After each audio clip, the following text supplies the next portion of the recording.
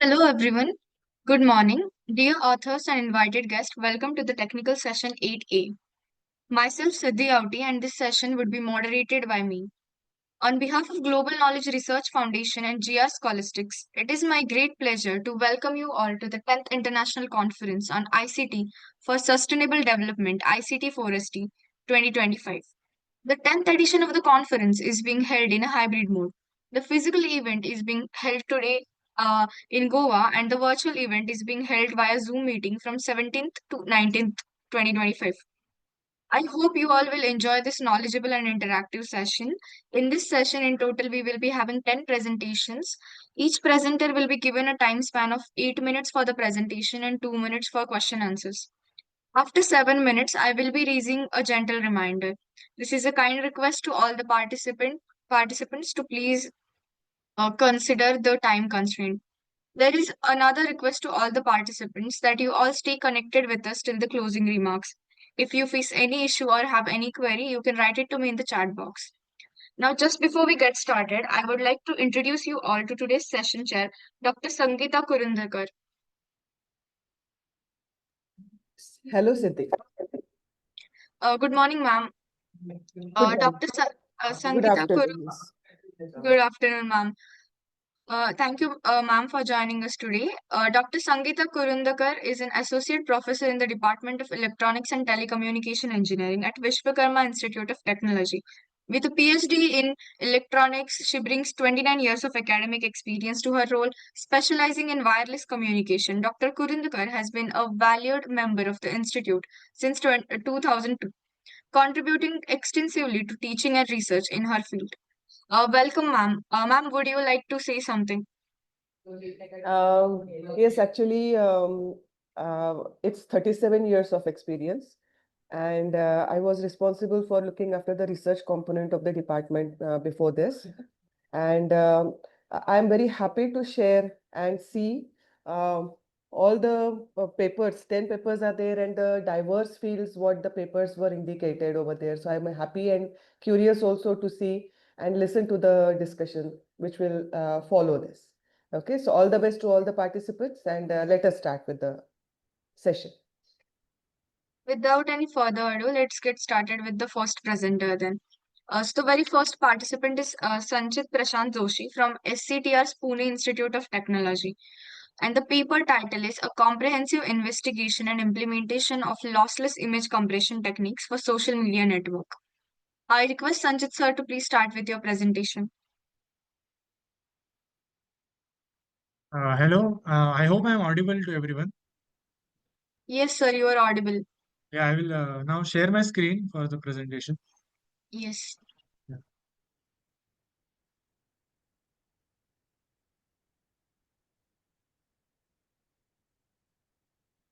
I hope the screen is visible. Yes, sir, screen is visible. You can start. Yeah.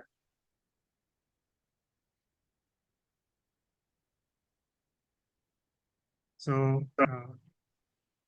good morning, good afternoon, everyone. My name is Sanchit Joshi. I am from PICT in Pune, and I am studying. I am actually doing my electronics and telecommunication engineering from the college. So, I'm presenting you our research topic today. That was to optimize image compression using lossless techniques. So we actually used, like we were curious about to know about how the images are being transferred from one database to other database across the social media. And so we tried to check into this matter, how this works. So our main focus was to explore and implement multiple lossless algorithms and evaluate the speed, efficiency, and the compression ratio of each lossless algorithm. So why lossless image compression? So social media platforms like Instagram and WhatsApp that we use in our daily life have a lot of images to handle. So they must be compressed. So but the compression is lossy, meaning some data is lost. Our goal was to explore lossless techniques which perfectly preserves the images. These are also crucial not just for social media but also in field like medical imaging, legal documentation, and archiving, because these documents need the data to be precise, and every pixel matters in this.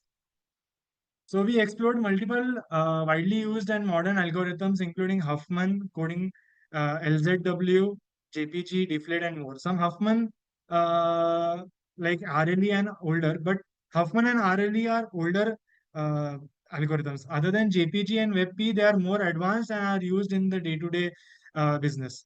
And using wavelet transforms or predictive encoding for better results. We also implemented some of these tests that are actually performance on real data sets.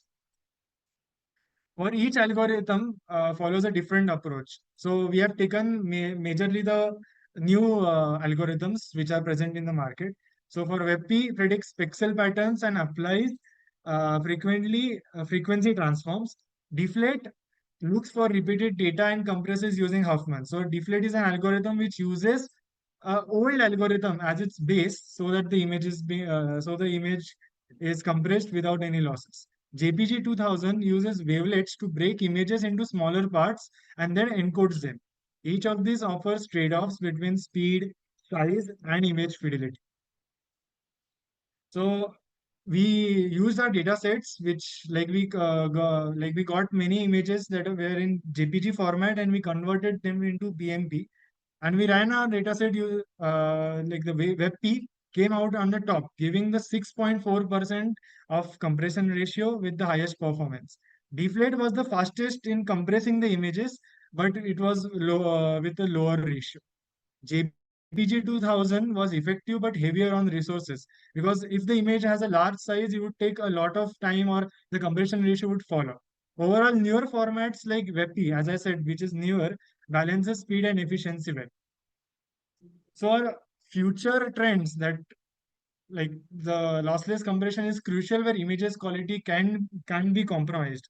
Along with WebP proved to be the most effective for modern use cases like social media. In the future, AI-based compressions like FPGA accelerated algorithms will likely take the lead, providing even better efficiency and real-time performances. So using AI, like AI is being a boom in the industry nowadays, and using AI for image compression will be a masterstroke for in the lossless image compression. Thank you for giving me this opportunity. Thank you so much.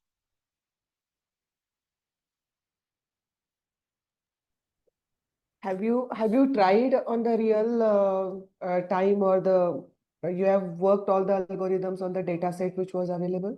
Yeah, we tried actually. We coded the algorithms and we also used the data sets, but we couldn't get a actual data set from the image, like the social media images and all.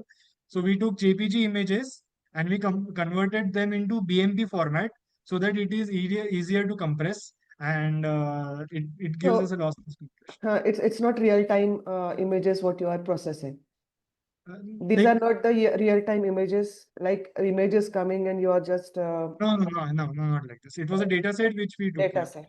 yeah. Okay, and so you mentioned about lossless compression, lossless, right? So what is the main difference? What would be the main difference between this lossless and lossy compression uh, on the output, or the three parameters which you mentioned, efficiency and speed and So if it's a lossy compression, we will get the data, we will get the compressed image in a faster in less time, but we will lose some data, that is like some pixels, or it will get blurred out if it's a lossy compression.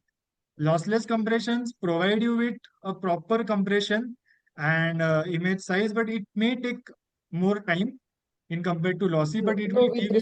with respect to efficiency, speed, what you were talking about, no? Three parameters you mentioned. Yeah. So And, and which is the like what is the proven technique in this field, and now what you have developed and concluded. So if you can tell, like this is what was being done till now, and now you have found out that this is more effective. So that way, if you can tell something. So we were trying to search for algorithms in the lossless domain, and we found that WebP was used till 2019 and 20. But with the boom of AI, the things have changed, and we are trying to see more like which more algorithms are there in the market and how we can give the compression more nicely. Like we have to do more research on it. Okay, fine. Yeah. Thank you so much. Yes. Okay. Thank you, sir, for your presentation. Now we'll go on to the next presenter.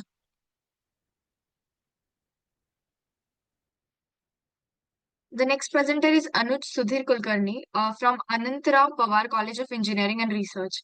And the paper title is AI for Personalized Financial Advisory.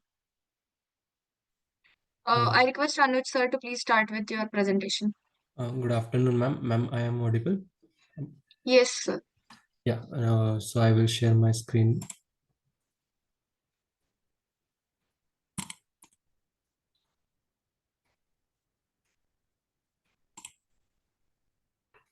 Ma'am, is the screen visible? Yes, sir. Screen is visible. So good afternoon, all. My name is Anuj Sudhir Kulkarni. I am from Andhra College of Engineering and Research. Recently, my engineering. Our paper title or project title is AI for Personalized Financial Advisory. So I know that artificial intelligence is transforming the finance domain or finance sector, and there are many things which are changing because of AI. So we also focused on it and how can we bring the important analysis to the user through AI. How can we provide that? That was our focus in building this project or paper. So our problem statement was the analysis or study is most probably accessible in most ways or quality, leaving many without support or budget how they can do for their portfolio.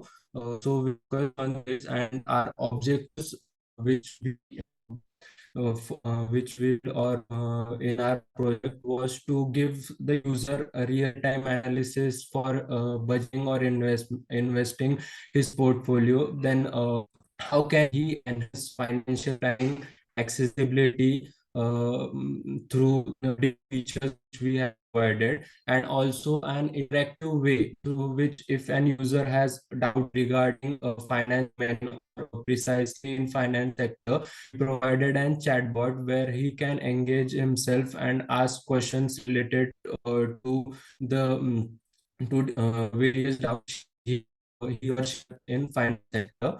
Our proposed solution, we have a AI-driven SaaS platform which consists of different features. Each feature have each feature has different things in it. First is portfolio management, where where a user can add a particular stock which he thinks he need to do study or do analysis about it, and it will show overall what are the uptrends or low trends in that stock. Then second one was stock risk analysis, where the if a user wants to know how the stock is overall going in the market,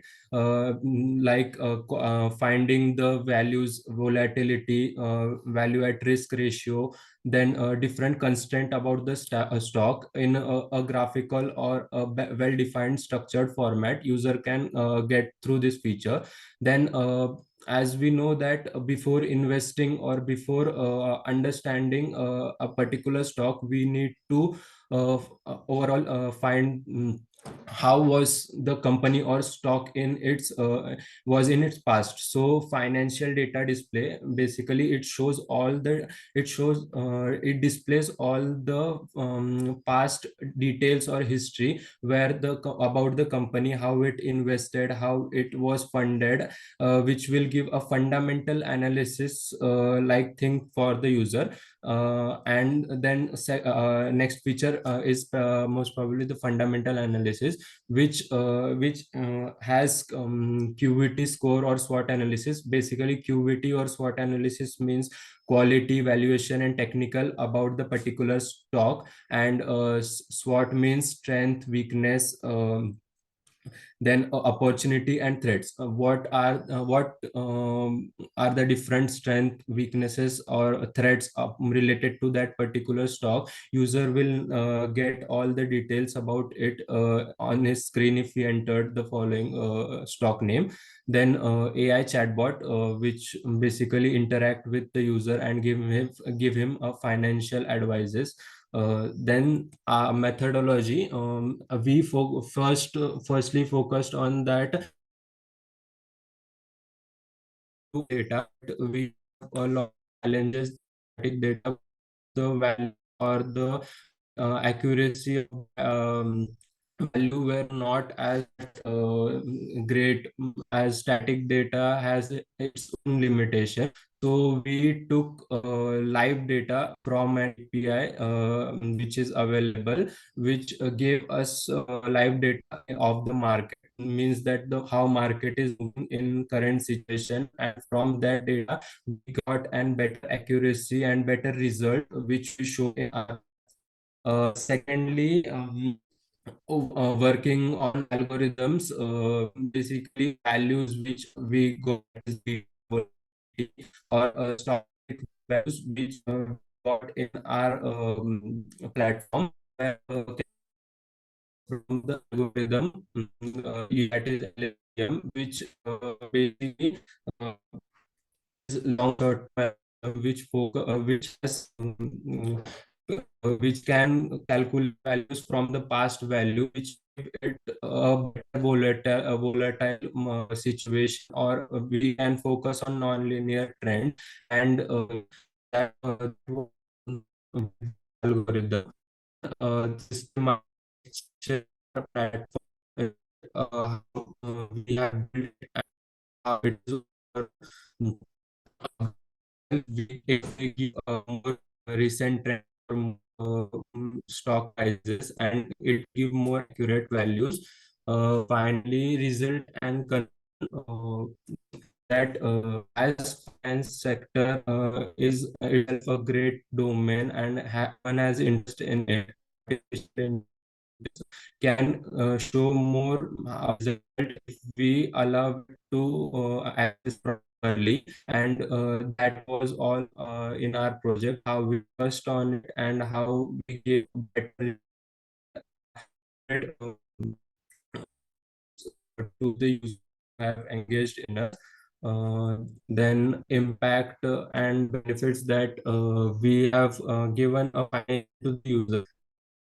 Definitely to research level, more the value, the ratios which we got through our platform were precisely correct. Then we gave we where we platforms do study and analysis. If invested, that was our main focus. Not just investment, but study analysis in sector is very important. Focus on. Then with it, user can also increase management ratio. After studying the and fundamentals, he can most probably increase portfolio in our platform, and which will overall Hello. uh, Sir, sorry for the interruption, but we are past the presentation time. Can we please get to the conclusion? Oh, okay, ma'am. That was all about result, after result and benefit. I'm done. Okay. So, what are the challenges faced when integrating this dynamic market simulations into AI-driven portfolio management? Ma'am, actually, for that, You're as not with audible. static data. You're not audible, Anuj. Your signal is just jittery. Hello. Ma'am, Yes, am I yes. clear with my voice? Yes. Now it's clear. Ma'am, Huh. first we took static data thinking that it would be giving some better results and accuracy. But after some calculations or backend calculation, we came to a conclusion that the result are not that accurate, and they are in a static format, not in that dynamic format. So we took a real-time API where we were taking means the correct or recent values from the market, or how market is fluctuating now. So with that we got an accurate and more precise value which we were showing through our platform. Okay, so which AI framework did you use? Ma'am, AI framework we have not used. We have integrated artificial intelligence and machine learning in the model through various features which we have built.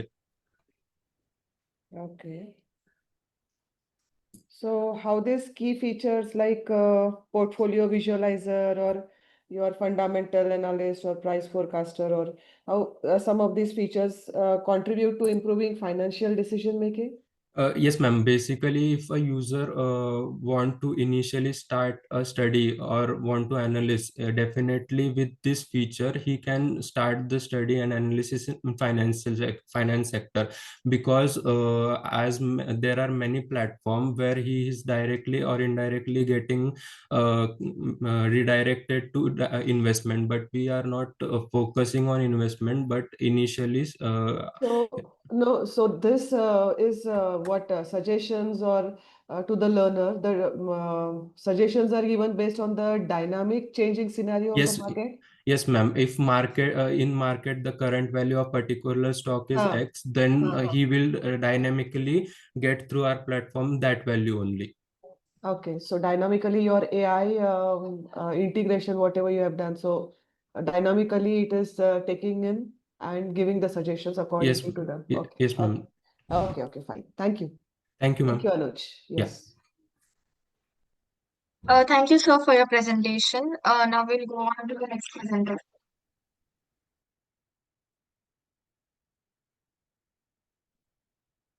So the next presenter is Anuj Sudhir Kulkarni from Anantara Pawar College of Engineering and Research. Ma'am, I recently presented. Oh, okay. I'm sorry. It was Yes, the previous. done. Huh. Okay. So the next presenter is Mohan SG from Nitya Meenakshi Institute of Technology. And the paper title is Application of YOLO in Indian Driving Conditions. Ma'am, Mohanji, please start with your presentation, or if any of the co-authors is present in the meet, you may present on your behalf. Yeah, hi. Good afternoon, everyone. I'm Rajendra Bhatt, and I'm here to present our project in place of Mohan SG. Let me share my screen. Just give me a second. Am I audible? Yes, sir, you are audible. Yeah.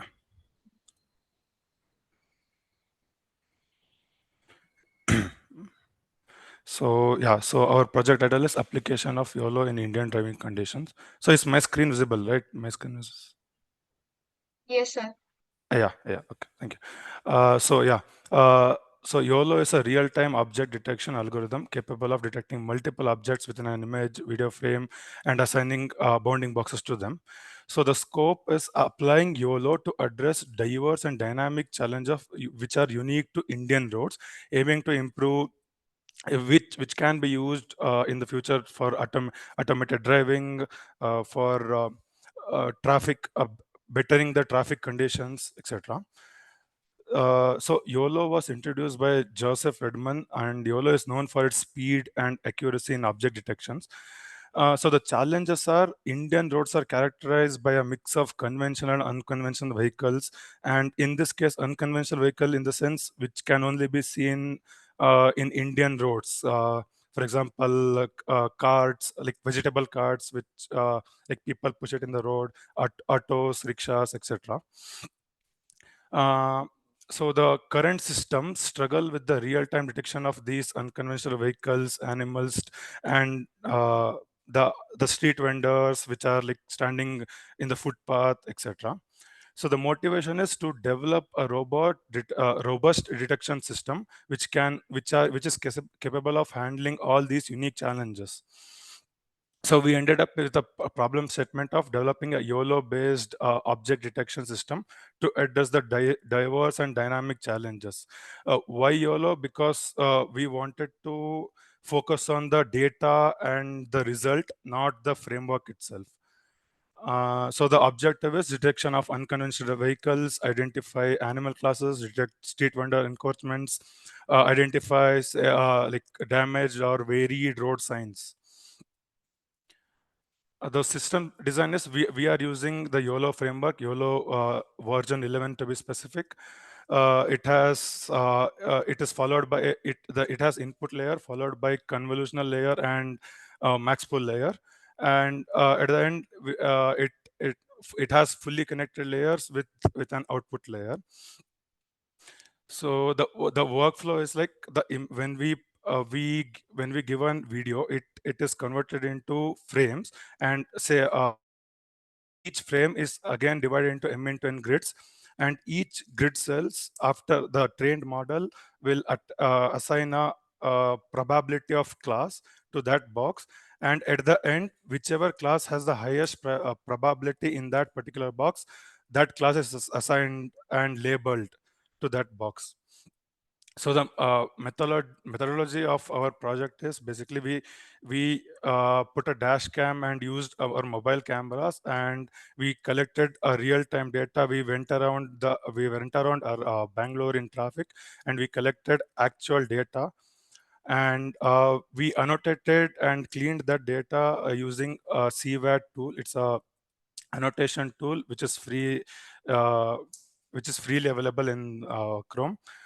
And model training, we used YOLO for training, as I said, and we out of all collected data, we use 70% of data was used for training, and 20 and 10 was used for validation and testing respectively. So the total images were used for this training was around 1 lakh. As I said, 70K for training and 20K for validation, and last 10K for testing purposes. So the scenarios of the data included urban and rural roads, different weather conditions, different lighting conditions, say day, in the afternoon, in the night time, etc. Our classes include 30 of the pre-existing classes from the COCO dataset, and we added our own 78 additional classes, which includes auto rickshaws, mini trucks, tractors, different types of animals which are found on the roads, miscellaneous objects like cards, street vendors, traffic signs, etc. So the model we use, as I said, YOLO V11 was chosen for it's the latest model in the YOLO. So it has very high efficiency and real-time processing capabilities.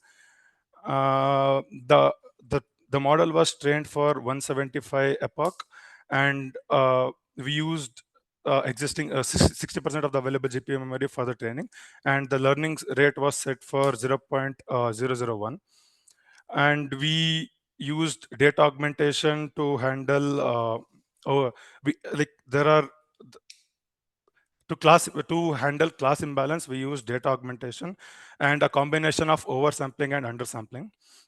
So this is our model metrics, as you can see. So the challenges were the model should detect the objects in real time, and as you know, Indian traffic conditions is very unconventional. Nobody follows like proper traffic rules. No, there is no proper lanes which vehicle travel. Uh, Something like that. So we wanted to overcome that challenge, and through this model, anybody can use this model as an plugin for their product, hopefully in the automated car driving conditions, or in regulating traffic for the police, etc. So that is our hope. And yeah, so as I said, future work is automated vehicles, traffic flow monitoring, adaptive learning, and multilingual sign recognition. So this is our result. So left side, as you can see, it's the original model which detects auto as car. In the top right side corner, as you can see, our model detects auto as properly auto. So this is just one example which we put in the presentation. So here in this, the original model detects that car is truck, and our model correctly classifies as it as car. And so this is some example of the traffic signs. Yeah, thank you. Yes, can you show the result? Go back on the slide, and I Yeah, just wanted sure, to. It sure, was sure, sure. really very fast. Yeah, Okay. sure. Sorry. Yeah, Yes, original yellow model. So left side image, what does that indicate? You said? That car is indicating as truck. It's labeled as truck. Okay, It's okay, okay. misclassifies it as truck. Okay. So And because it's the photo is very hectic, where like it's hmm. very clustered, right? The objects are very clustered. So the Yes, original yes. model is not strong enough to detect it as a car.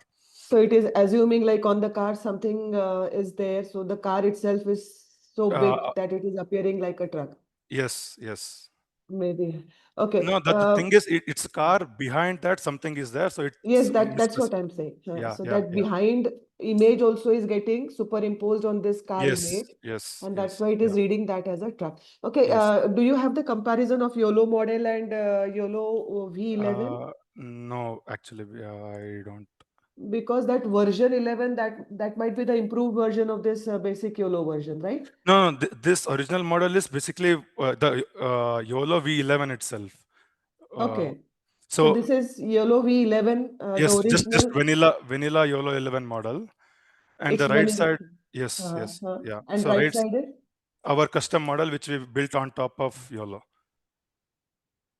Okay, so this original YOLO model that is not there. This is this Vanilla 11 only. Yes, Okay, yes. fine. So what I had a question is, you mentioned about Coco dataset also, right? So So yeah. you integrate 30% something Coco dataset and 34% of your something like that. So this Yeah. Coco dataset integrated in your this custom dataset. So how did this combination impact training performance?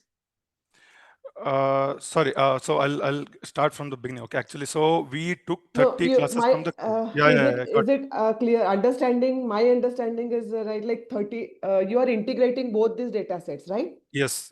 Yeah. Okay. 30 classes from the Coco dataset, Huh. and 78 of our own classes. Yes. Hmm. So training performance, how it affected the integration, or there is Okay. no effect on that on the Uh, output or performance just give me a in second. Yeah. terms of accuracy and speed specifically, if we Yes. talk about Yeah. So accuracy and speed. so we are using precision and recall for our metrics. So it has improved from like zero point 0.4 to zero point 0.08, as you can see here. Sorry. Oh, one Yeah. So the precision improved from zero point 0.4 to zero point 0.8 when we just use Coco dataset, and recall it was zero point 0.4 when we used just Coco dataset, and when we Mhm. added our own data, it went from zero point 0.4 to 0.82 the precision, and recall 0.2 to 0.81. Okay, so only with Coco it was zero point 0.4, and with your integration it increased to 0.8. That is what you want Yes. to say, huh? Yes. Okay. Okay, fine. Thank you. Yeah. Thank you. Thank you, sir. Thank you. Thank you, ma'am. Thank you, sir, for your presentation. And now we'll go on to the next presenter.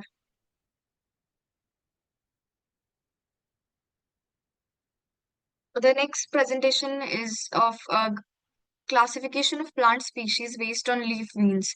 And this paper will be presented by Gaurav Subnani from Nitya Meenakshi Institute of Technology.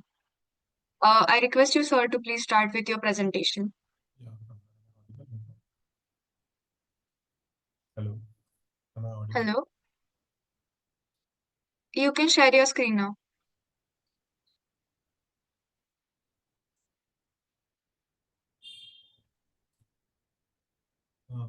Is my PPT visible? Yes, sir. Okay.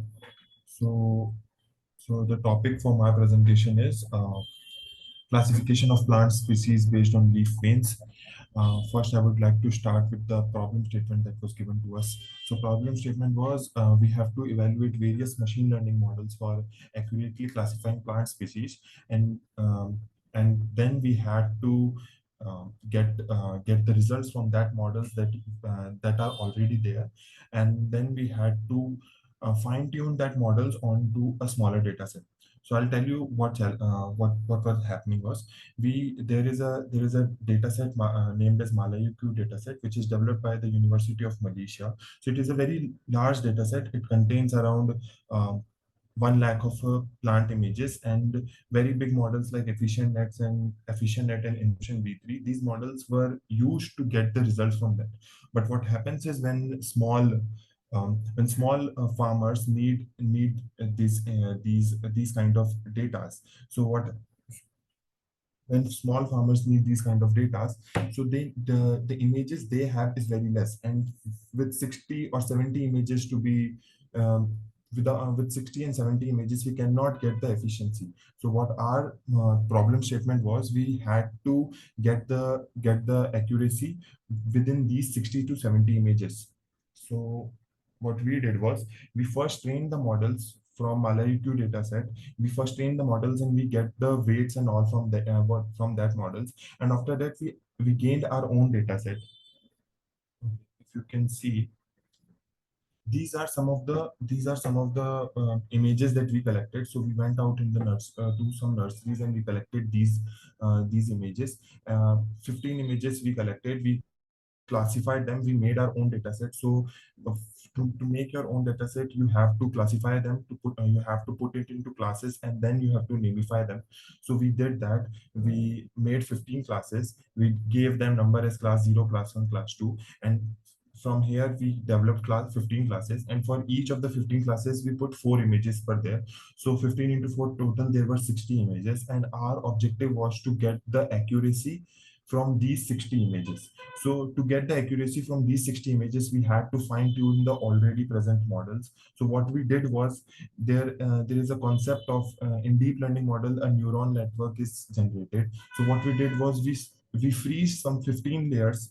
So there are 20 layers in the Inception V3. We freezed 15 layers of first. We gained the weighted whatever we discovered from Malayu dataset, we gained that, and after that we applied that weights into our new model, and from there we were able to get the accuracy.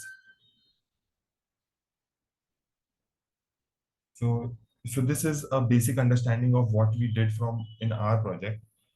So let us go from start. So this is the problem statement that was given to us.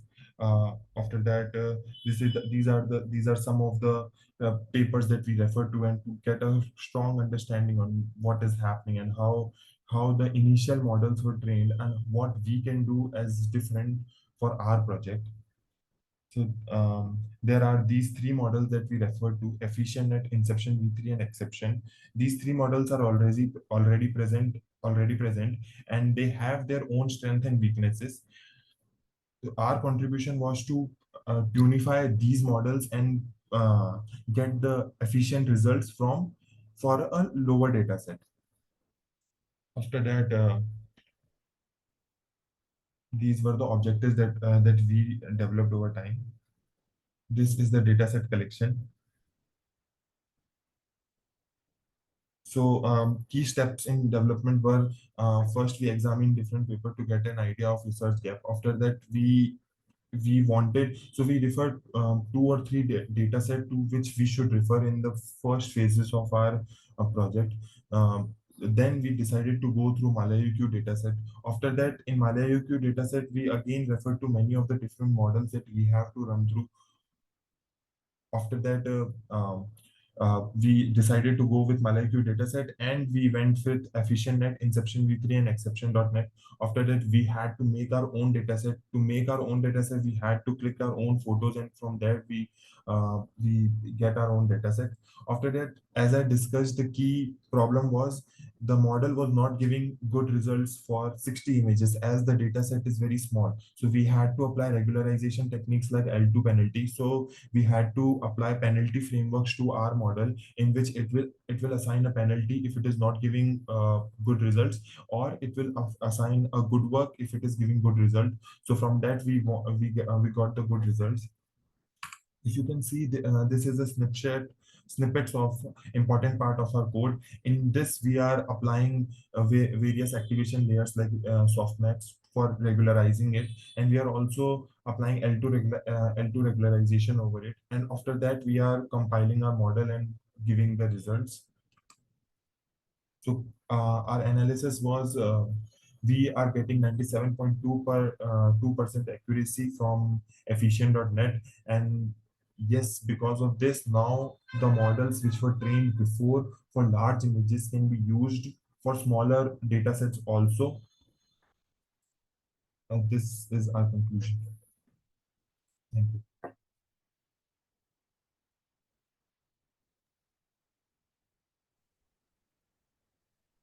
Thank you, Um, sir, for your presentation. Yes, Gaurav, you mentioned three models, right? Exception and the other two. So how Yeah. you decided which model is better? Because you said that each model will have its own advantages, disadvantages, or main features or something like that. So how you Yes. decided which model you have to use? We tested all the models. We got the accuracy from all the models, and using that accuracy, we decided which model we have to go through.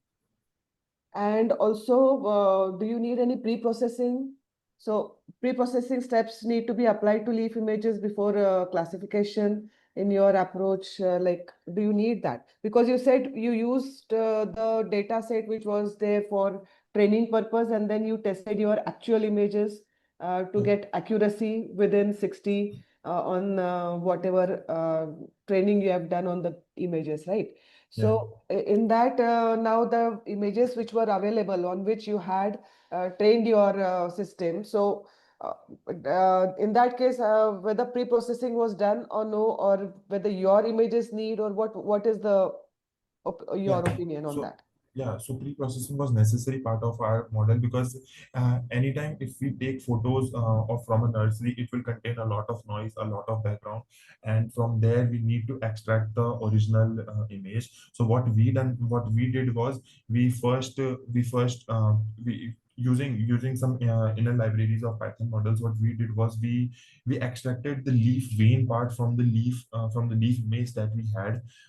There is a grayscale comparison that we did. From that grayscale comparison, we were able to get the original only the vein frame, and that image was passed to the models to get the accurate results. Okay, and exception architecture. So exception that model, what made that as more suitable for your leap and pattern analysis? So this model is a deep learning model. So it had a various neural networks within it. So exception has various different layers, and what we wanted was we wanted to freeze some initial 15 layers of the model so that only the upper 5 layers would work, and using the weights of the last 15 layers, it would give the results. And this all the structure of only this model could provide that. So we went through with this. Okay, okay, good. Yes, thank you. Thank you, Gaurav. Thank you. Yes. Thank you, sir. Thank you, ma'am. Now we'll go on to the next presenter. So the next presentation is from Shreyas Nagarkar from Vishwakarma Institute of Technology, India. And the paper title is Code Generation for Machine Learning Models on Diverse Data Formats. Sir, I request you to please start with your presentation. Hello, ma'am. Am I audible? Yes. Shall I begin, ma'am? Yes, sir. Your screen is visible. You can start. The topic of our paper would be code generation for machine learning models on diverse data formats. Uh, Introducing our topic, this paper proposes an automated system for ML code generation using Jinja 2 templates and supervised ML learning. The system analyzes was rather trained on 50,000 code templates to extract parameters like data type, reprocessing model, and hyperparameters, and many others. It predicted missing parameters from partial users input like uh, the hyperparameters or many others as epochs and many other parameters to complete the ML code dynamically. The framework supports various data formats like CSV, image, text, etc., and tasks like classification and regression. The experimental results show up to 70 to 80% time saving and higher accuracy in parameter prediction. Uh, so now I would like to move on to the challenges and the motivations for this particular uh, endeavor that we had taken up. So the challenges were the handling of diverse inputs like CSV, images, and the arrays needed to custom code, and the manual parameter configuration limiting the rapid experimentation. Also, the existing tools and their integration was also quite a challenge. The essential motivation to pursue this particular topic was to be able to automate ML pipeline creation using partial user input. Also to use supervised machine learning and Jinja to generate ready to use code, and to increase accessibility of these tools to the users and the students.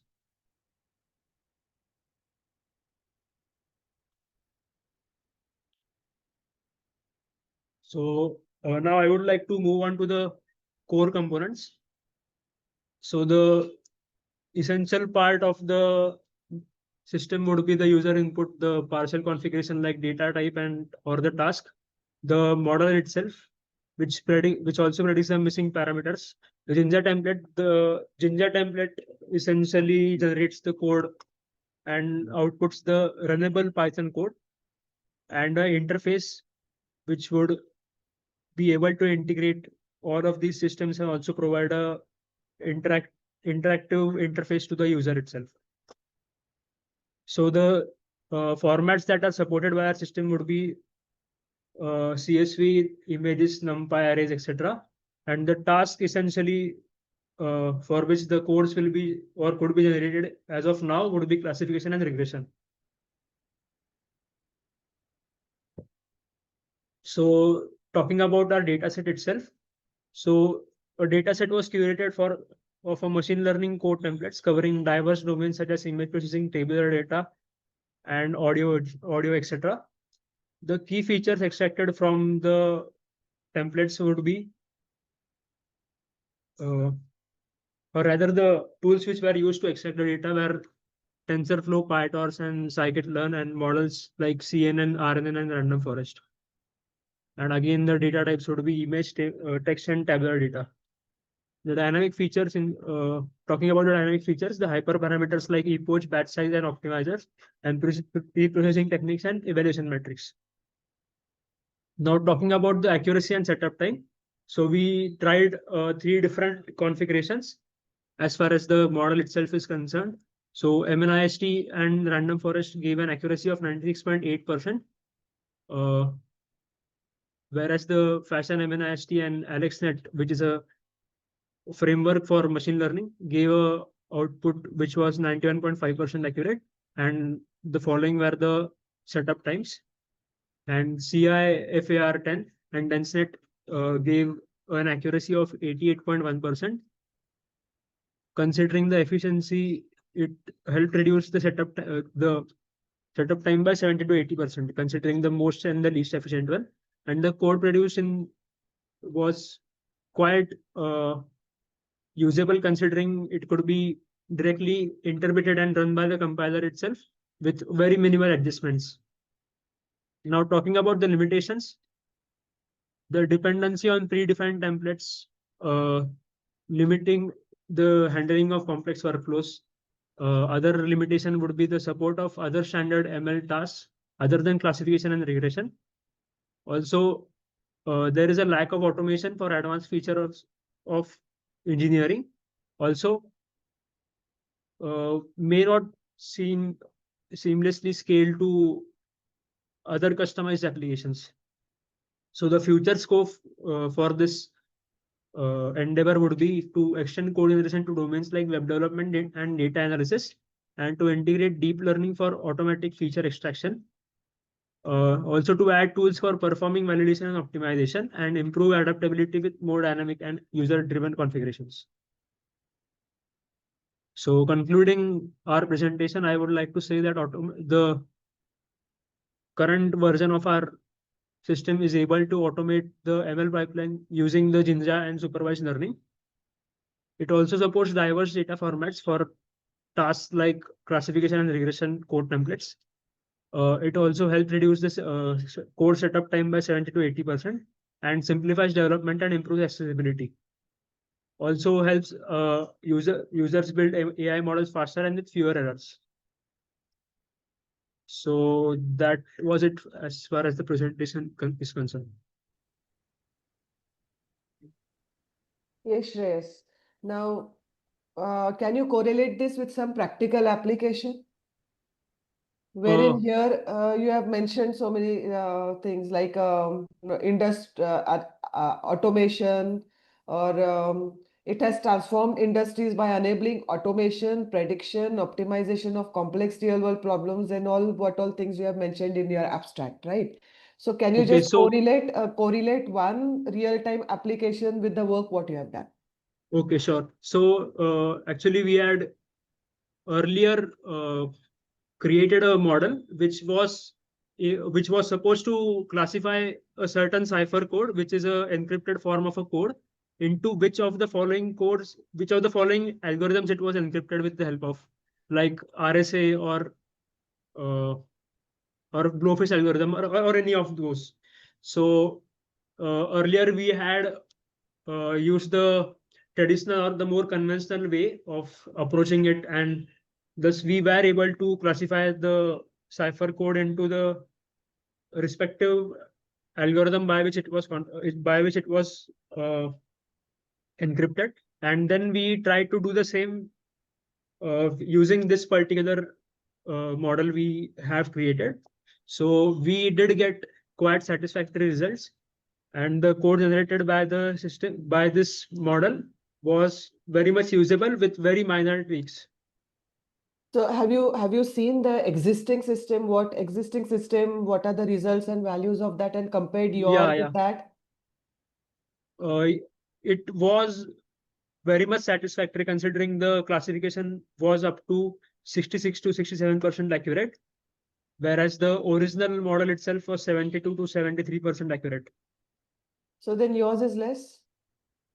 It was slightly less, but I think it has a very it is very much possible to improve upon whatever we are currently using. Because when you research on something, or develop some system, it is the basic and plus 20% improvement. That is what is minimum requirement, right? Sure. So with your approach, the performance should increase by 30% than the original. But ma'am, also our target was to make the entire process of building the model itself more efficient. So I think that we did achieve successfully. But the only factor that Model building is the process, but the end result is what your model is giving as an output, right? Sure. That we are working on improving the accuracy, but as far as reducing the time of building the model itself, that is very much improved, considering the accuracy of the model itself is not very significantly compromised. Okay, fine. Thank you, Shes. Thank you, ma'am. Thank you, sir, for your presentation. Now we will move on to the next presenter. So the next presenter is Shri Krishna Adiga from Dayanand Sagar College of Engineering, and the paper title is They've Launched a Simple and Efficient Platform for Seamless Web Deployment. Sir, I request you to please start with your presentation. or if any of the co-authors that are present in the meeting, you may present. Okay. Am I audible, ma'am? Yes. Okay. Just a minute.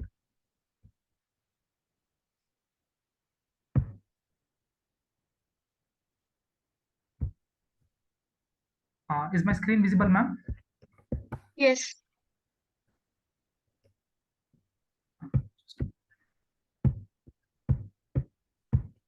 Okay.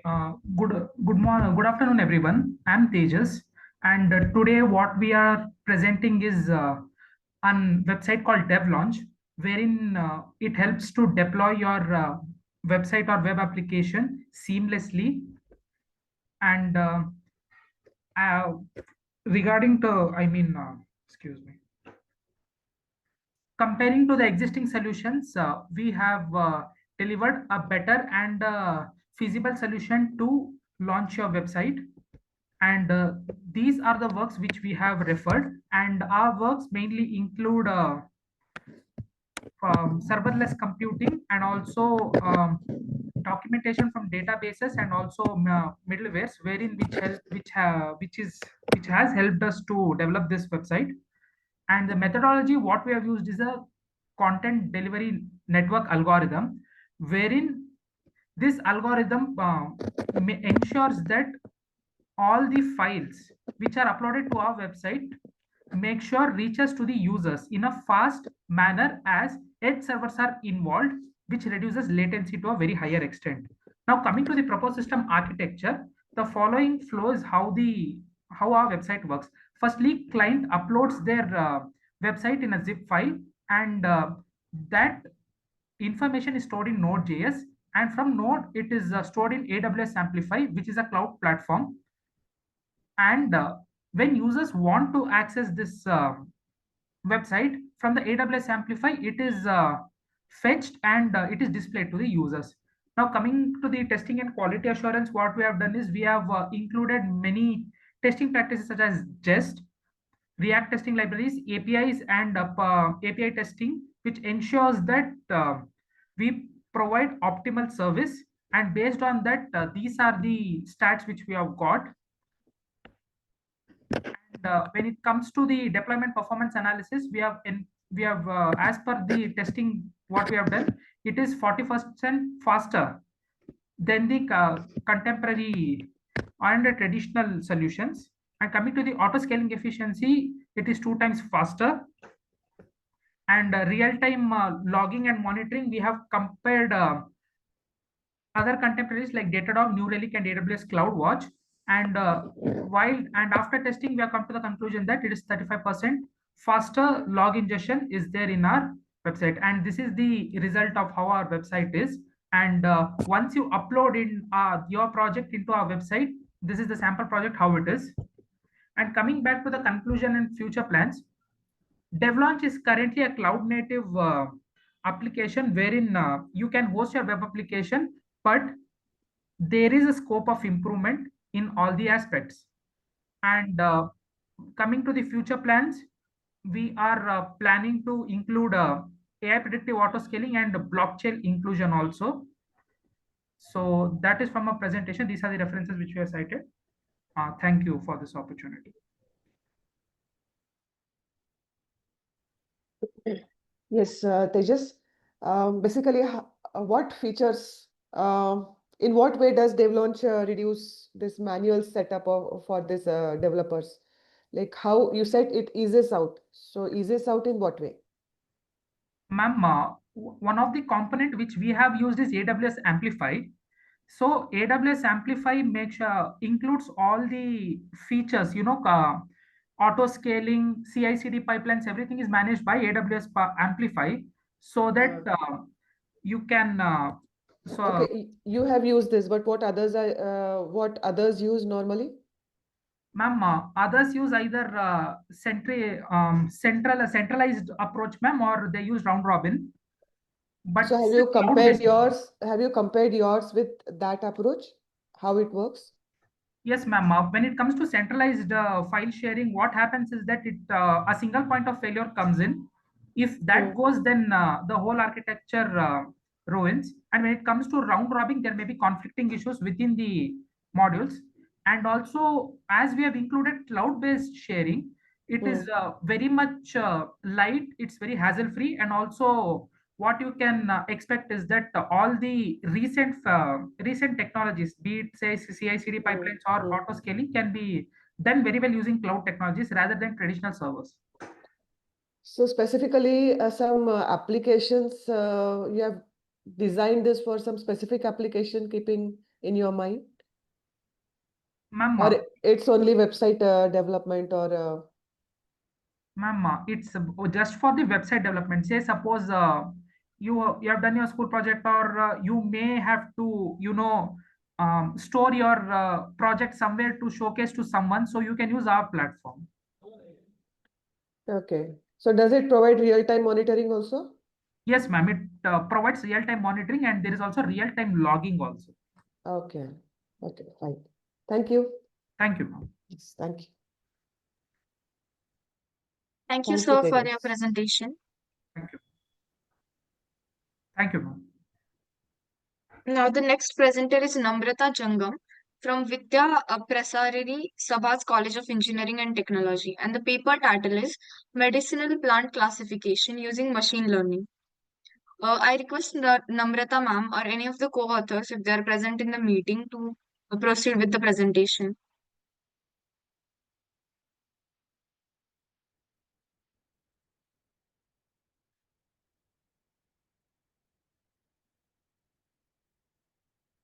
If you are not join the meet, we will move on to the next presenter. So the next presentation is by Ananya Kinney from PES University, and the paper title is PostNet, a novel YOLO-driven framework for badminton posture detection and correlation. I request Ananya ma'am to please start with your presentation. Yeah, hello. Just a second. Can you hear me? Yes, ma'am. Just a second. Okay. Yeah. Yeah. Hello, everyone. I'm Ananya, and today I'm presenting my paper on PostNet. So we all know how important posture is in sports. So it directly affects their precision, performance, and also it may cause injuries as well if any misalignments. Especially in badminton, poor stance leads to lower response times, and maybe if it's a wrong stance, then it might lead to injuries as well, and also less precise shots. So recently, there have been a lot of technological developments on sports analytics and training. So, with the help of pose optimization tools, it can be used for posture analysis, stance correction, and injury prevention. So, coming to the research gaps, there currently there are no applications developed for badminton. There are many applications developed for yoga and football and even cricket, I think. But then there's no research for badminton or even data sets for training models. So I thought I'll address that. Um, yeah, so the motivation behind this is that badminton has many stances and each of them has their slight nuances. So if you do a small thing wrong, it might cost you your game. So what I thought was there's a need for a tool that classifies stances accurately and also detects misalignments in the posture and provides feedback to on how to optimize your form. So, coming to the architecture, it starts with the dataset construction, which I'll get to it later, but it was used using RoboFlow for dataset annotation, augmentation, splitting, everything. And using the RoboFlow API, it went to the YOLO V5S model, which trained it. And YOLO V5S is usually an object detection model, but in this case, I used it for image classification, and it gave a class and a confidence level, and the class or the stance it detected, like for example smash, lift, or defense, whatever, it sent it to media pipe, which was used for key point detection, which I'll get to later in the presentation. So as I said, YOLO V5S, it detected six stance classes, and it was trained for 100 epochs with a batch size of 16. It was trained, so basically, it was custom trained on the badminton data set. and it returned a bounding box, stance label, and a confidence score as well. And MediaPipe was used for the key point detection. So it could calculate, it has the ability to calculate angles between joints and compare it with the ideal posture for each stance. And it returns a binary output and a feedback. Okay, coming to the crux of it. So for the data construction, as you can see, this is a RoboFlow screenshot. So basically, there's no existing data set for badminton specific posture. So I collected over 120 tutorial videos of badminton and processed them frame wise and annotated them as well for seeing which is the actual part of the thing that model has to train on. And using bounding box annotations, and RoboFlow has this feature where you can split the data into 70-20-10 or anything you wish, but 70-20-10 was the um, ideal one. And also I applied 3x augmentation with saturation tilts so that it can handle a little bad quality images as well. Okay, so for key point detection, there was a debate on whether to use YOLO or MediaPipe, since using YOLO might have made it easier. But for accurate key point detection, I analyzed multiple images and compared them, and it just seemed like MediaPipe was a way better framework for this. So if you can see the forearm here, it's not detecting it properly, but here it is. So it has more accurate joint level tracking, and it can detect over 32 joints, so which results in better key point detection and better results overall. Okay, so for the model output, YOLO V5S takes an image or a video frame and returns an image with the bounding box classification and a confidence score. And it sends the class detected to MediaPipe. So MediaPipe can analyze using key points and checks the alignment against the ideal pose. So, and MediaPipe also gives a binary feedback whether the posture is correct or wrong. If it's correct, then it doesn't really give any feedback. And if it's wrong, it gives a small thing. Right now, it's hard coded, like analyzed and then hard coded. But later, I would like to do something with natural language generation for the feedback. Okay, coming to the results, most classes were, as you can see in this confusion matrix, most classes were classified with a very high accuracy, except for a slight confusion between defense and lift, and also offense and background. So that fine tuning the model would change that. And also serve and smash performed very well. They gave 100% accuracy over here. So it's pretty good. It's just that some fine tuning would be required. And this is the overall metrics. So precision and recall are very good. They're 93.4 and 94.7. MAP, which is the mean average precision, for a more lenient threshold, which is 50%, it was 96.2%, which performed very well. So, but then for a stricter threshold, it was 81.1, which basically it means that it checks the bounding box accuracy more strictly. So if it doesn't if it doesn't locate it exactly, it kind of affects the performance. So but then the main one is it's classifying it correctly. So yeah, 96.2% should be the major one.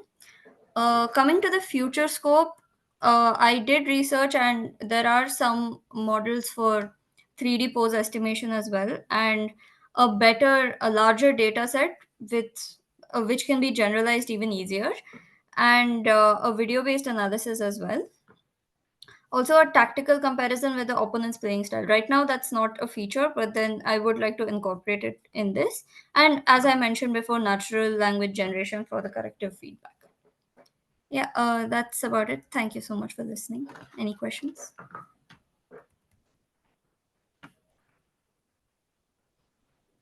Okay, Ananya.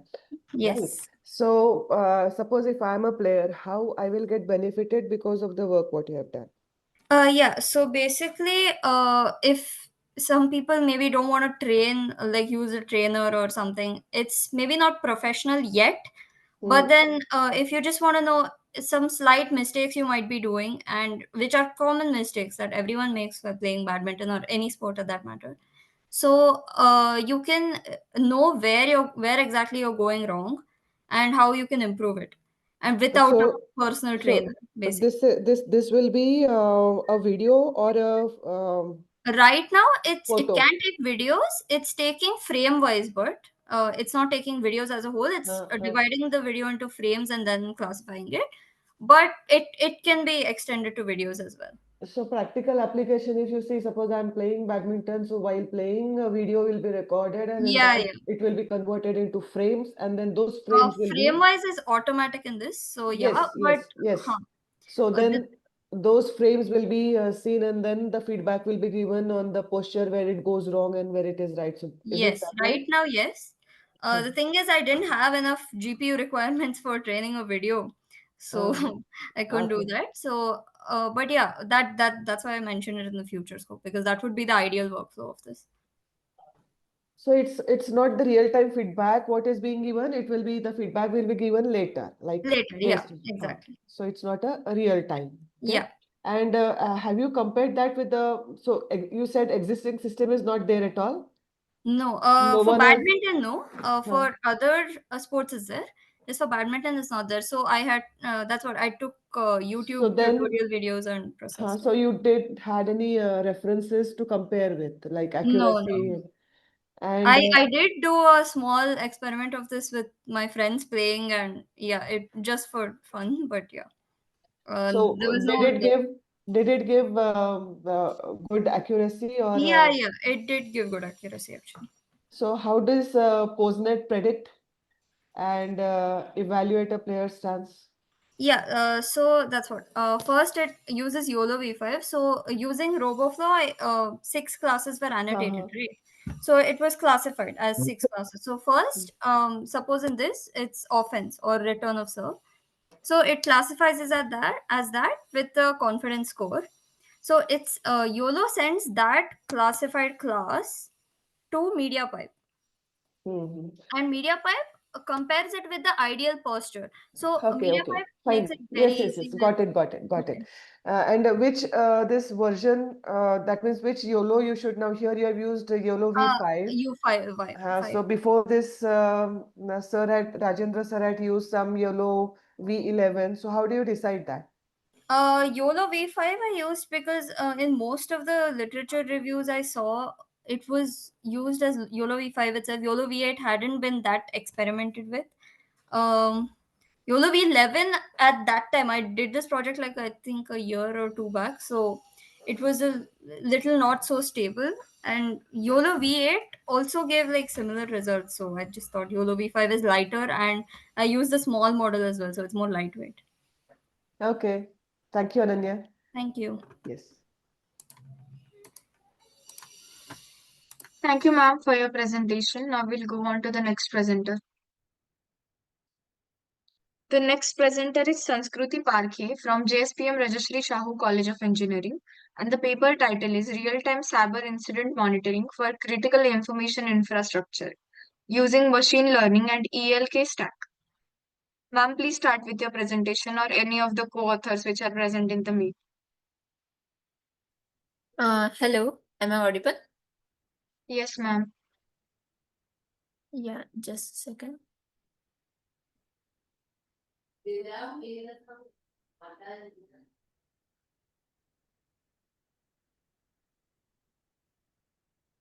okay. Should I start?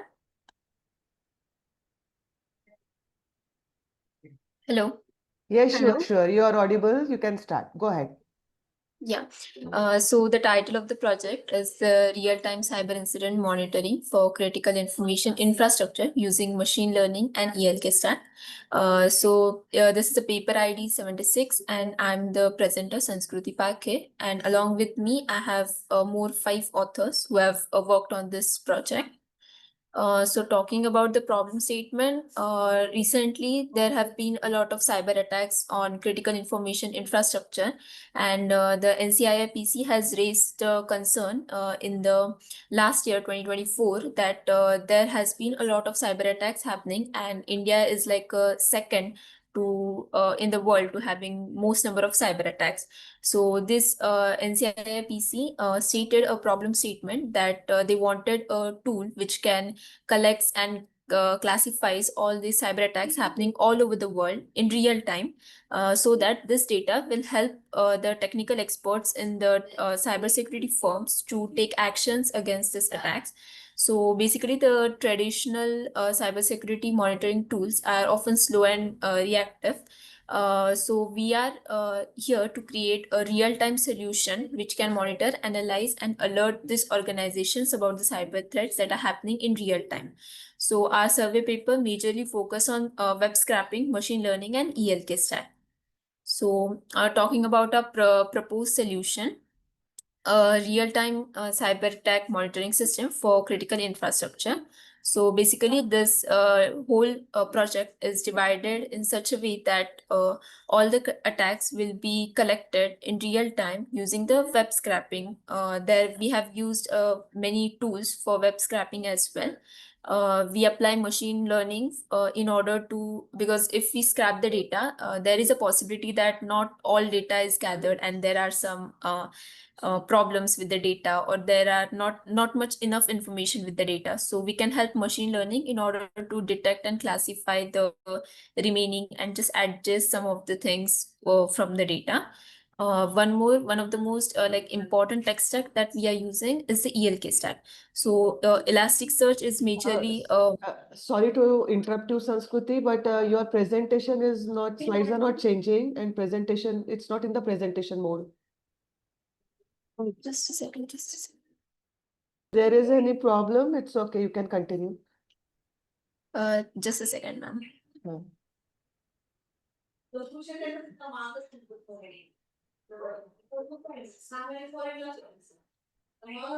can put it in the presentation mode. Is it visible now? It's visible, then also it was visible, but the slides are not changing. It's not in the presentation mode. Na? Slide was first slide only. So put it in the Okay, so presentation mode.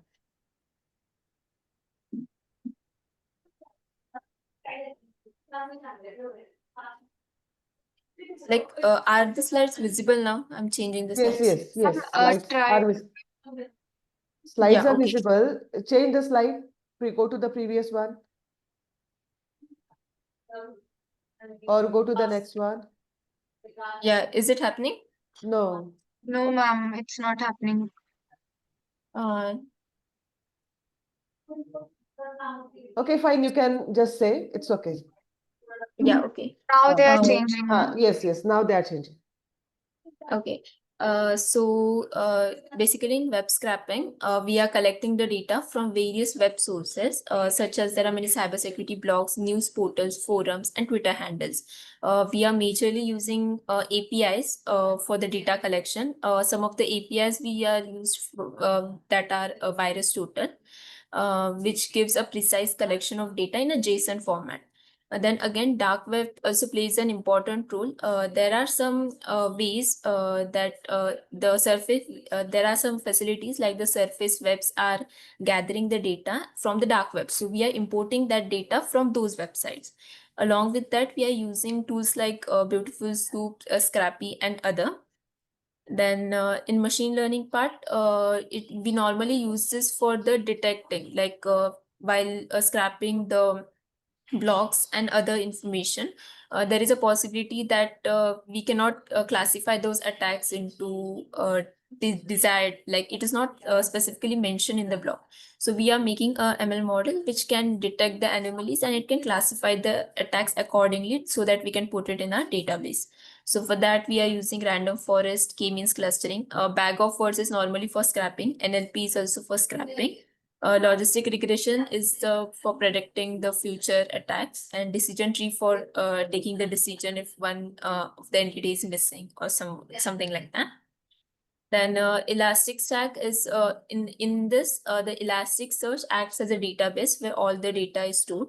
Logstash will be a data pipeline which will be in the real time, like the scrapping is done, the ML model is done, and then the continuous data is transported from Logstash to Elasticsearch.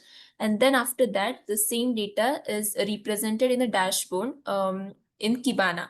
So it normally gives all the geographical representation and everything, along with the if there are any logs and if there are any date specification, then it will be represented on that dashboard so that the technical people can understand it.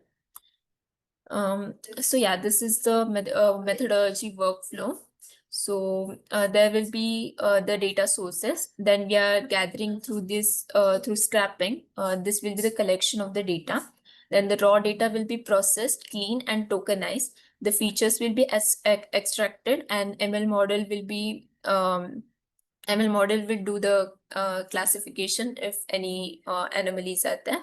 After that, that clean data will be transferred into Elasticsearch, and that database will be represented as a dashboard with the help of Kibana. So this will be. Ma'am, sorry for the interruption, but we are past the presentation time. Can you please go to the conclusion? Yeah, sure. So like these are the limitations are just like a lot of data, then data management, some false negatives and something like that. And future scope will be majorly focused on advanced ML model, because still there are more things that has to be done on the model. So we will surely improve that model. And these are just the references that we used for the each section of our research. So yeah. So, did you get any output or results for this? Actually, in the output, we use after using the APIs and everything, we get a detailed JSON format of many features. Like there are 7 to 8 features, including the date of incident, what was the description No, but of have it. you taken the readings, or do you have some tabular form or indicating some values, figures, or some numbers? We have a JSON format, which like it just creates like what can I say? Even like from the dark web, once we run the APIs and everything, we get a detailed JSON format. Like it just includes around 200 attacks at a time, which if we just run those commands. No, what I mean to say is existing system and yours. So Yeah. some features which you were saying, now the software is detecting the features, that is fine. But what you want to learn from that, or what parameters you are measuring. So those, some Okay. result Yeah. analysis, some results and the analysis on that. Yeah, like from the collected data, we just did the visualization as well, and we just saw like some of the existing. There are IBM company and one more company is there, which is What data, which data you collected? we collected all the details of the cyber attacks that are happening, which are From where? represented in the From online where? forums. From the online resources like the net APIs and security blocks, then again the document released by the national committee Okay, and okay. also. So from there you collected the data, and then you so what were the main challenges in monitoring cyber threats in real time? Okay, so the one of the main challenges was that we are collecting the data from online resources, majorly from the government portals.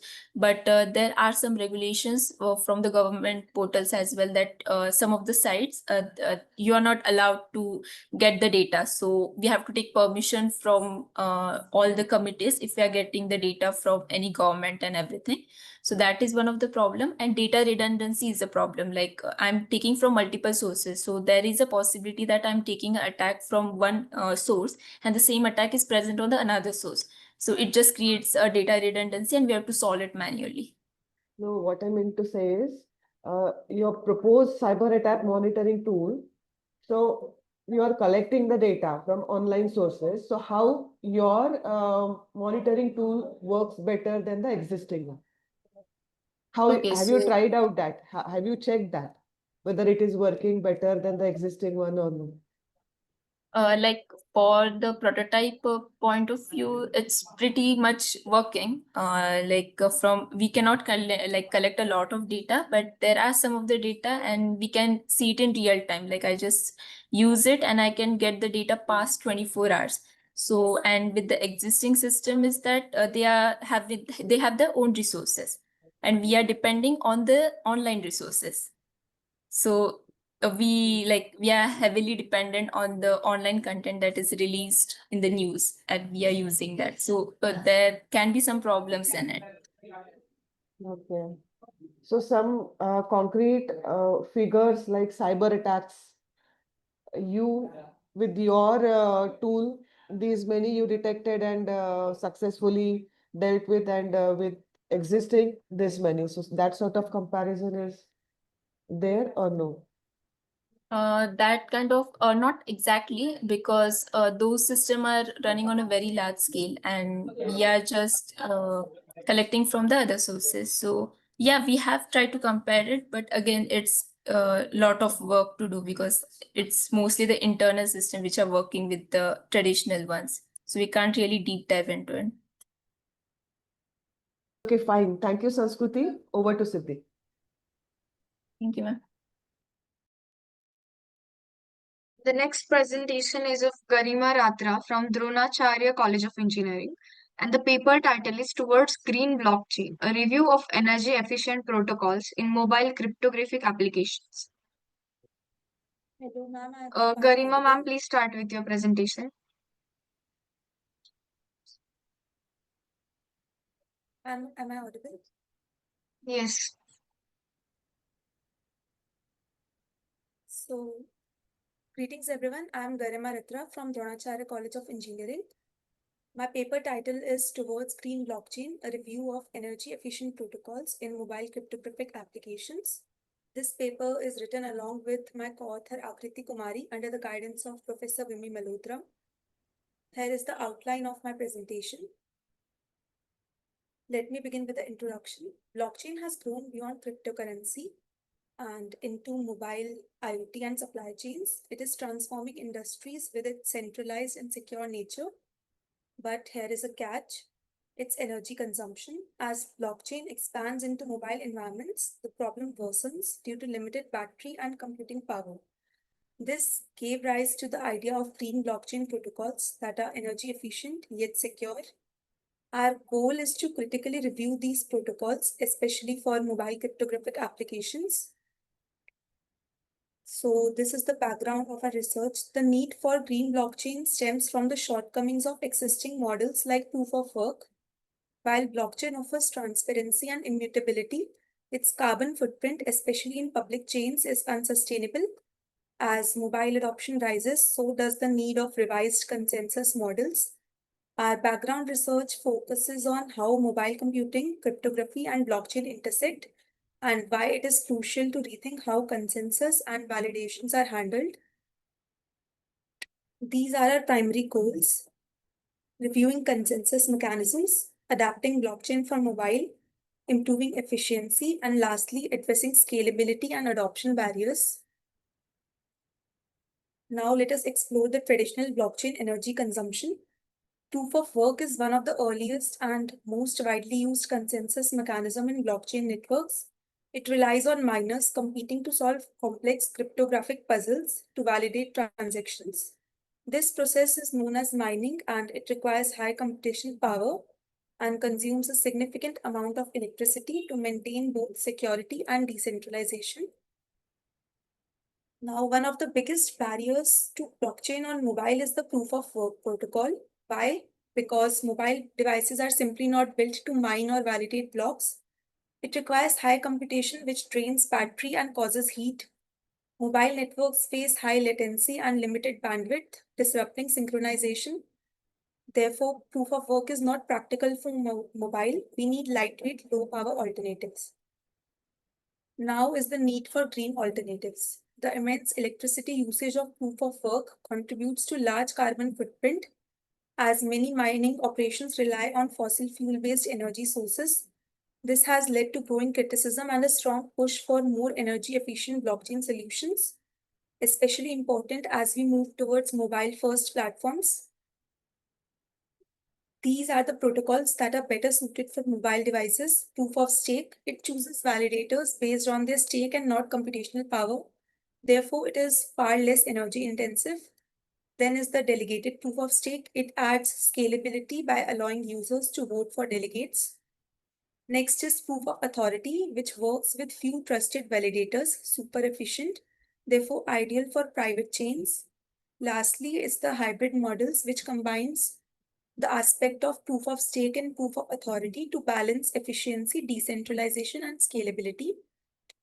This is a pie chart which highlights the energy efficient applicability of different blockchain protocols in mobile applications. It clearly reflects the shift towards more sustainable consensus mechanisms.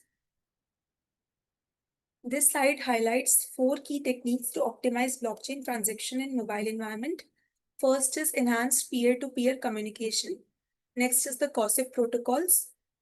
Then is packet aggregation and rateless codes. And last is the consensus communication.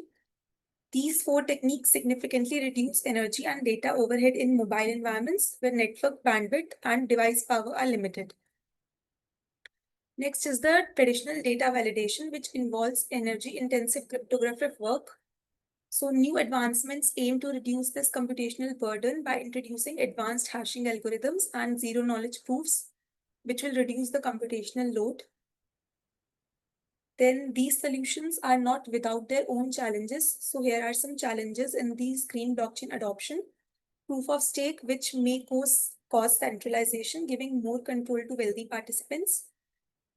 Hybrid models are complex to design and manage. And finally, integrating these into mobile systems require breakthroughs in cryptographic efficiency. These highlight the need for more research and innovation in protocol design, especially for mobile use. These are some implementations of green blockchain. Use of zero-knowledge proofs. Then is AI-driven optimization. Next is edge computing.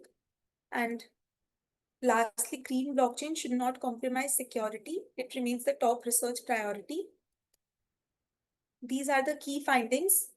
Our comparative review reveals some critical distinctions. Traditional blockchain like Bitcoin uses proof of work, consuming immense energy. Green protocols like proof of stake drastically reduce this. Scalability is limited in proof of work chains. In contrast, green models scale well for mobile. Green blockchain is especially designed to be compatible with mobile constraints, enabling broader adoption. In conclusion, I would say that evolution from proof of work to green protocols is crucial for blockchain sustainability. Solutions like proof of stake, delegated proof of stake, and hybrid offers energy efficient paths forward. Optimizing blockchain not only reduces environmental impact, but expands its usability. I believe green blockchain is the future of secure, sustainable, and mobile-ready cryptographic systems. These are some references and sources which help us evaluate the consensus models and access mobile cryptographic compatibility. Thank you for your attention. I'm excited to hear your thoughts and welcome any questions. So what challenges might arise when you start implementing this greener blockchain protocols in existing infrastructures? Ma'am, the proof of stake, which will cause centralization as the major challenge because it works on the stake. So the wealthy participants who have the more coins or stake, they will get the priority. Then there can be problem in implementing hybrid models, which are complex to manage. And also we need to implement, we need to improve the data validation techniques. That can be a challenge. Okay, so does the paper, have you evaluated the effectiveness of different energy efficient blockchain protocols while Yes, studying ma'am. this? Huh? Like I showed in the pie chart. So that is there. You showed the pie chart and the percentages were indicated over there. But then which one is more energy efficient and whether so comparative study of that. So can you just summarize it? Ma'am, the best one is delegated proof of stake as it adds scalability for the users, or proof of stake can also be used. The proof of work is the least suitable for mobile applications as it is energy intensive, and hybrid models are also suitable for the mobile applications. And what environmental benefits are associated with adopting greener blockchain mechanism? Ma'am, the major benefit is the reducing carbon footprints and Yes, that is there. promoting. But apart from that, Another benefit can be like feasibility for mobile environments for the green blockchains as like proof of work, which is the traditional method. It is not suitable, like it heat up and drains the battery of mobile devices. Okay. Okay, thank you. Thank you, ma'am. Thank you, Garima. Yes, Thank over you, to you, ma'am, Siddhi. for your presentation. Now there is just one participant left. I'll just announce the name. If no one is there, then we can proceed to the closing remarks. So the presentation is about medicinal plant classification using machine learning, and the author is Namrita Jangam. So if any of the co-authors or the author are present in the meet, you can start with your presentation.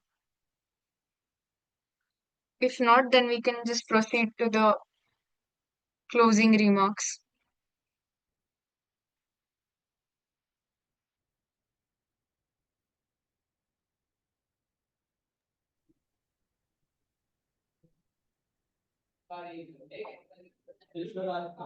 I think no one is there, so we will just end the session. All the presentations are done. I sincerely thank our authors for their excellent presentations and contributions in this session, and all our participants for being a part of this international conference. I hope this session was informative enough. We, on the behalf of whole team, thank you for the support during the 10th version and all the previous 9 versions of the conference. We will be happy to have you in the 11th version in 2026. All the presenters will be getting their digital certificates within 2 working days. Further, all the papers have already been forwarded to the publication will be live within 7 to 8 months. Kindly cooperate with our team of ICT4SD. And lastly, I would like to thank Dr. Sangeeta Kurundakar for chairing this session. Thank you. Thank you, Garima. Oh, sorry, Siddhi. By mistake, I said Garima. Thank you, Siddhi. And it was nice actually sharing all these diverse insights and different on different topics, whatever papers I listened to, heard, and so this was really nice. I enjoyed working. Yes. Thank you, ma'am, for your valuable presence and insights. A token of appreciation to the chair on behalf of Team ICT4SD and Global Knowledge Research Foundation and partners. Now, just before we end this session, this is a kind request to all the participants to please turn on your cameras so that I can take a quick snapshot of today's virtual conference. We will just wait for a minute for everyone.